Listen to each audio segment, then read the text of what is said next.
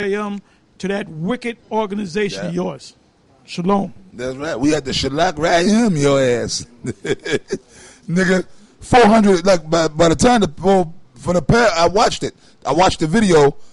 Basically, the Passover for IUIC, that's like a $500. If you, your woman, and you got a kid, it comes up to about $500, $550, man, for the Passover, man. Because for your garment, then your woman's garment, then your child's garment. You know what I'm saying? $550, man. All together, yeah, that's the whole Passover fee. You picked up where Lahab left off, man. Hold up. And the Passover, although we gather together with the brethren, but this Passover we having, you know, if we still here, we're going to have these little small Passovers, man. All right?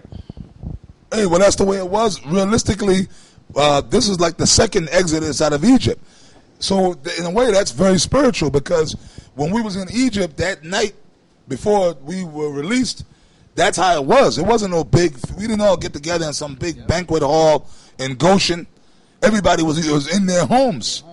Each Israelite family was in their homes, little small, so it was a group of small Passovers happening. That's how it was. Wherever Moses was, he was in his house with his woman and family, Aaron and them, and all the other Israelites. And the proof on that is when you go back to the scripture, the blood post had to go over each family's door.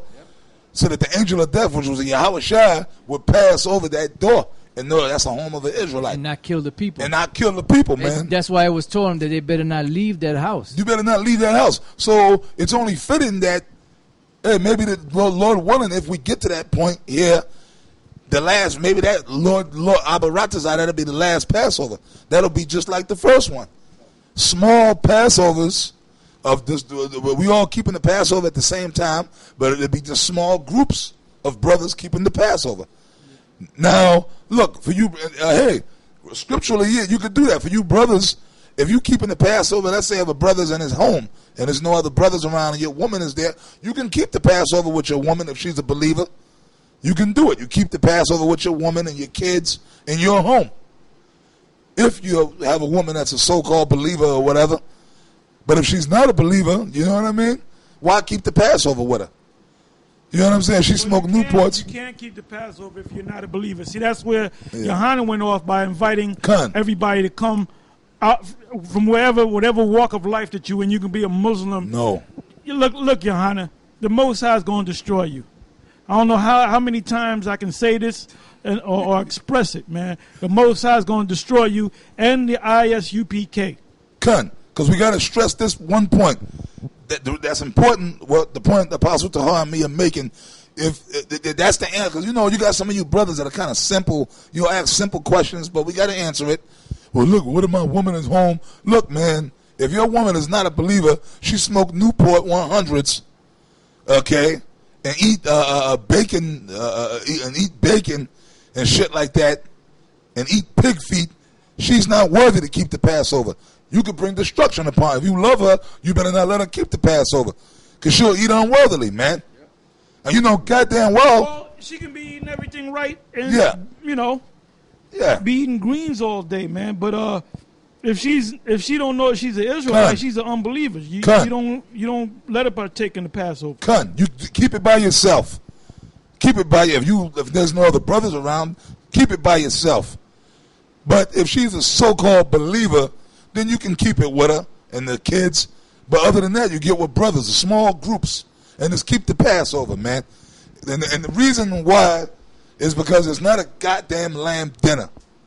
You know, if your cousins live with you, one of your boys, you happen to live, yeah, man, man, I'm going to keep the Passover, man. Yeah, hey, man, you want a piece of lamb? Here, have some wine, bro. Nah, man, no, they can't keep it with you, man. You keep it with believers that believe upon Yahweh and Yahweh Shai, because you bring upon yourself damnation. Whoso eateth unworthily, Sarnetta.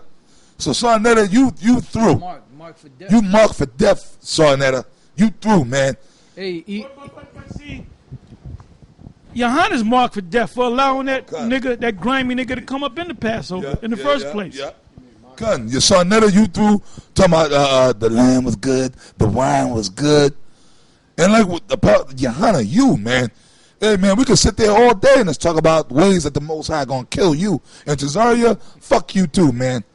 You all done. That's one of them guys. You know what you are, Tazaria? You are a laughing stock amongst them guys.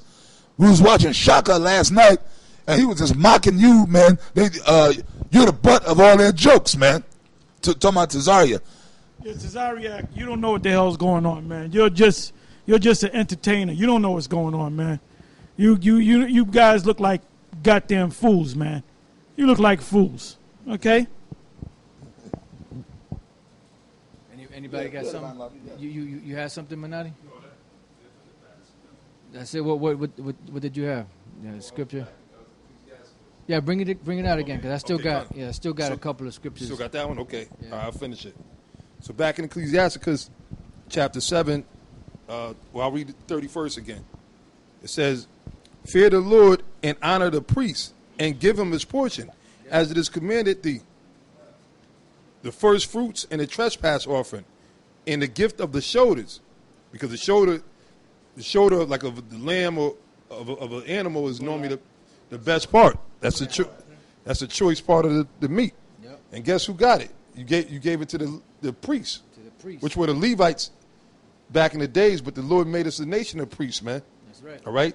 So now we're coming into a priesthood, all right? Come on. And another thing, these guys, they'll say, well, first of all, you're not supposed to give money. You're supposed to give the shoulder or the bullock and so forth. Well, that's bullshit. You can give money. It's 10% of whatever you possess, man. That's right. Because that's what Abraham gave to Melchizedek, which is Yahweh Shai, all right? He said he gave him all that he had. And when you read, I believe it's Genesis the 13th chapter, it tells you that all the money and riches that Abraham had, among them riches was gold and silver and cattle and so forth, right? That's right. And even Jacob, when Jacob offered unto the Lord, he said, "Look, Lord, out of everything you give me, I'm going to give you a tenth of it." That's what it means. The word. Do you know what the word tithe means? It means tenth. A tenth. It's like that's where Esau got the tax system from. It's a tenth of everything, man. Everything that you get, a tenth of that goes. You build a house, you don't give a tenth of your house. Like your child. You have your first son, that goes to the Lord, man. Yep. Which if the priest needs him or a prophet needs him, that your first cow, your first bullock, your first fruits. And then you had a welfare system where the first fruits, you would take 90% of that, and the 10th part you would leave out as a hedge for the poor to come and get. So there was really no such thing as a poor person in Israel. They were all able to eat. Right.